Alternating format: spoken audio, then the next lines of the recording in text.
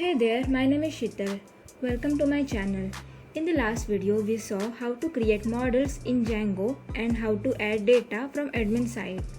You must be wondering we haven't configured any database to our Django project.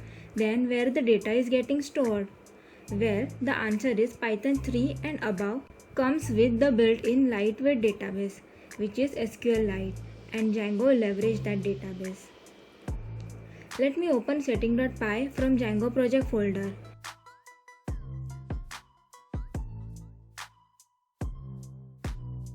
Here you can see we have configured SQLite database. Here you will see the database configuration. Here the database engine mentioned that we are using. This is Django's official site URL. Let's check it out. All the information is documented related to the database. The default one is SQLite. You can connect to other database backends such as MariaDB, MySQL, Oracle, PostgreSQL. You just have to provide information here. Engine name, username, password, port, etc. As of now, we will keep SQLite as it is and will explore the database location, table naming conventions. Let's go back to the code. Our database is located in the base directory. So let me open the base directory in File Explorer.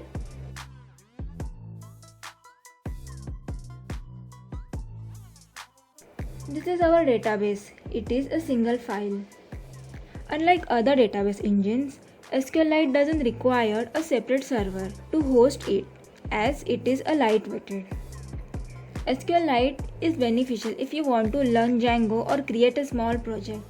However, it is not suitable for production since it has several limitations like limited number of columns, a limited number of joins. It is a single file, therefore we cannot partition it for performance optimization. Database size is restricted to 2 GB. So let me search on the internet for online SQLite database engine. Let's click on the first link. We'll open the database file.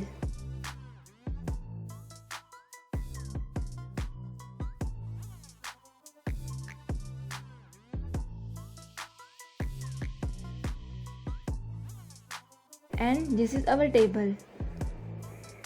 Our model class was student. However, here the naming convention is Django application name _ model class name. Let's run the select query to fetch all the data. So that's it for this video. Summarizing last 3 videos, I gave you a brief overview on Django's ORM. Then we saw how to create a model, how to migrate it, how to add entries from admin side, and lastly we saw database location.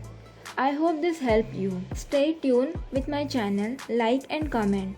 If you haven't subscribed yet, then do it now and don't forget to hit the bell icon. See you in the next video. Bye.